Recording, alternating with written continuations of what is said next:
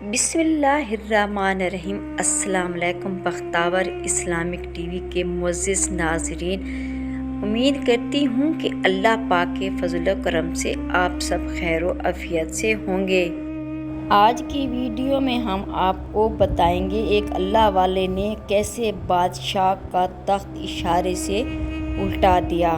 عبداللہ طاہر پورستان کے گورنر تھے اور نیچا پور اس کا دارالحکومت تھا۔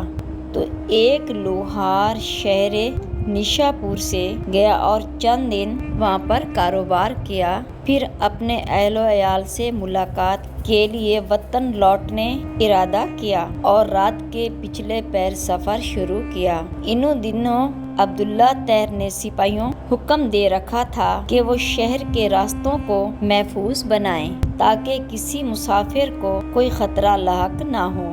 اتفاق ایسا ہوا کہ سپاہیوں نے اسی رات چند چوروں کو گرفتار کیا اور امیر خراسان عبداللہ طاہر کو اس کی خبر بھی پہنچا دی، لیکن اچانک ان میں سے ایک چور بھاگ گیا اور یہ سپاہی گھبرائے کہ اگر امیر کو پتہ چل گیا کہ ایک چور بھاگ گیا تو وہ ہمیں کبھی معاف نہیں کرے گا اور سخت سے سخت سزا دے گا۔ اتنے میں انہیں ایک سفر کرتا ہوا یہ لوہار نظر آیا۔ انہوں نے اپنی جان بچانے کے لیے اس لوہار کو گرفتار کر لیا اور باقی چوروں کے ساتھ امیر کے سامنے پیش کر دیا۔ امیر خراسان نے سمجھا کہ یہ سب چوری کرتے ہوئے پکڑے گئے ہیں، اس لیے مزید تحقیق کیے بغیر حکم دیا کہ سب کو قید خانے میں ڈال دیا جائے۔ نیک دل لوہار سمجھ گیا کہ اب معاملہ صرف اللہ تعالی بارگاہ سے ہی حل ہو سکتا ہے اور میرا مقصد اس کے کرم سے حاصل ہوگا، لہٰذا اس نے وضو کیا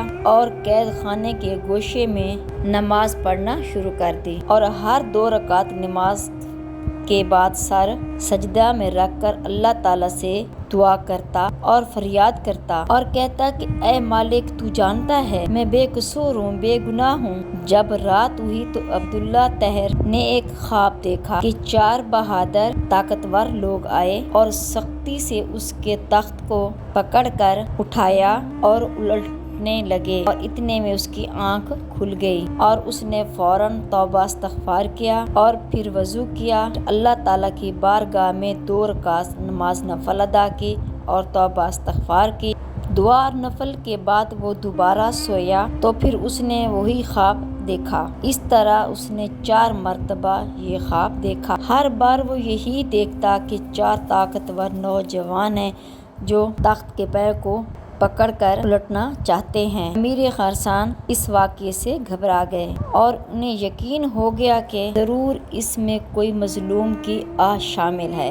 امیر خراسان نے رات میں جتنے خواب دیکھا تو بہت پریشان ہوا۔ پھر اس نے اپنے وزیر کو بلایا اور کہا کہ تمہارے علم میں کوئی ایسا قیدی ہے جو مظلوم ہو؟ تو اس نے عرض کیا عالی جاں، یہ تو میں نہیں جانتا کون مظلوم ہے اور کون نہیں، ہاں مگر ایک شخص ہے جو ہر وقت روتا رہتا ہے اور نماز پڑھتا ہے اور اللہ تعالیٰ سے دعا کرتا ہے۔ پھر امیر نے حکم دیا کہ اس کو فوراً حاضر کیا جائے۔ جب وہ شخص امیر کے سامنے آیا تو امیر نے اس کے معاملات میں تحقیق کی تو معلوم ہوا کہ وہ بے گناہ ہے۔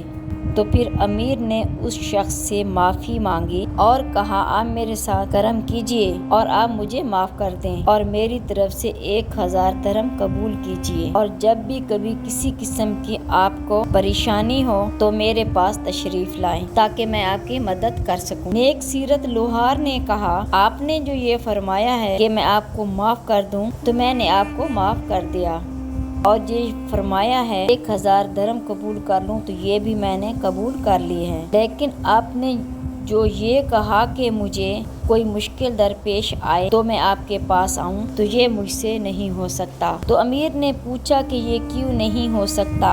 تو نیک دل لوہار نے جواب دیا کہ وہ خالق اور مالک جو مجھ جیسے فقیر کے لیے آپ جیسے بادشاہ کا تخت ایک رات میں 4 مرتبہ آپ کے تخت کو الٹا سکتا ہے تو اس کو چھوڑ دینا اور اپنی ضرورت کے لیے کسی اور کے پاس جانا اصول بندگی کے خلاف ہے۔ میرا وہ کون سا کام ہے جو نماز میں پڑھے سے پورا نہیں ہو جاتا، اور پھر میں کیسے کسی غیر کے پاس جاؤں؟ یعنی جب کہ سارا کام میرا نماز کی برکت سے پورا ہو جاتا ہے تو مجھے کسی اور کے پاس جانے کی کیا ضرورت ہے؟ اور اللہ تعالیٰ ہر ایک کی سنتا ہے، مظلوم ہو چاہے کافر ہی کیوں نہ ہو، اس کی فریاد تو سارے پردے چیر کر پہنچ جاتی ہے۔ اسی لیے کسی پر ظلم پہلے ظالم سوچ لے کہ کتنی طاقتور اور بااختیار کے مقابلے میں آ گیا ہے، اور اگر کچھ دیر بھی ہو دونوں بندے ظالم اور مظلوم مصلحت کی طرف توجہ ہوتی ہے، دیے گئے وقت میں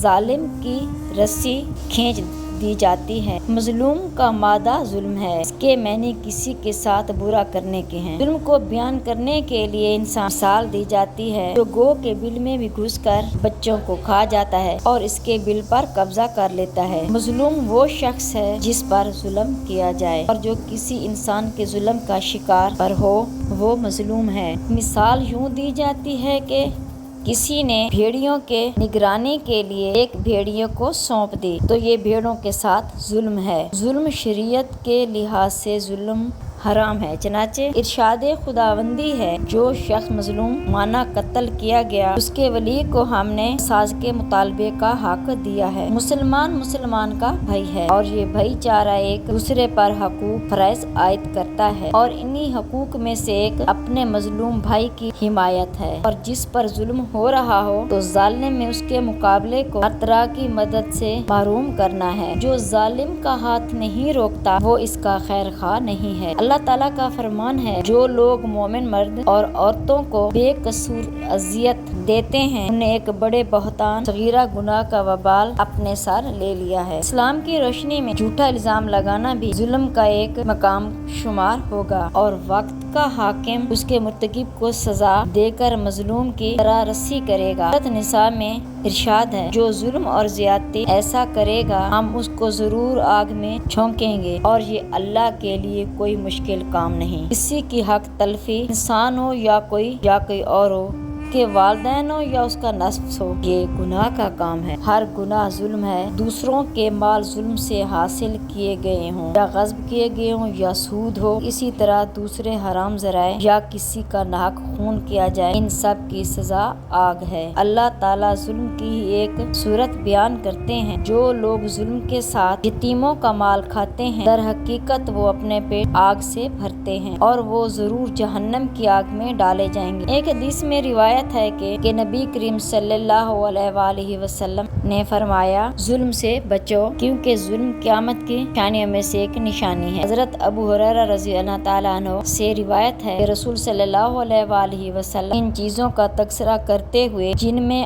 آدمی ظلم کے کام کرتا ہے، بے شک تمہارے خون، تمہارے بال، تمہاری عزت کھالیں اسی طرح حرام ہے جس طرح آج کا دن، یہ مہینہ، یہ تمہارا شہر حرام یعنی حرمت والا ہے۔ رسول صلی اللہ علیہ وآلہ وسلم کا فرمان ہے، جس نے ظالم کی مدد کی تاکہ اس کے باطل کو حق ثابت کرے تو اس سے اللہ اور اس کے رسول صلی اللہ علیہ وآلہ وسلم کا ذمہ ختم ہو گیا۔ رسول صلی اللہ علیہ وآلہ وسلم نے مسلمانوں کو خبردار کر دیا تاکہ کوئی بھی مظلوم ظلم کے خلاف مدد نہ کرے، اور اگر اس نے ایسا کیا تو اس سے ظالم کا طریق کار سمجھا جائے گا۔ قرآن پاک نے اللہ تعالیٰ نے ظالم کی جانب جھکاؤ رکھنے پر تنبیہ فرمایا ہے، ظالموں کی طرف ذرا نہ جھکو ورنہ تم جہنم کی لپیٹ میں آ جاؤ گے، اور تمہیں کوئی ایسا ولی یا سرپرست نہ ملے گا جو خدا سے تمہیں بچا سکے اور تمہیں کہیں سے مدد نہ پہنچے۔ دعا ہے کہ اللہ تعالیٰ ہمیں ظلم سے بچنے اور مظلوم کی مدد کرنے کی توفیق عطا فرمائے، آمین یا رب العالمین۔ اگر میری اس ویڈیو میں کوئی غلطی یا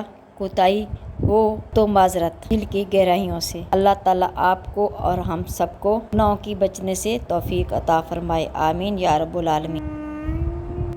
اگر میری آج کی ویڈیو آپ کو اچھی لگی ہو تو لائک کریں، شیئر کریں، سبسکرائب کریں، بیل آئیکن کو پریس کریں تاکہ ہر آنے والی میری ویڈیو آپ تک بآسانی پہنچ سکے اور میری حوصلہ افزائی ہو۔ فی امان اللہ۔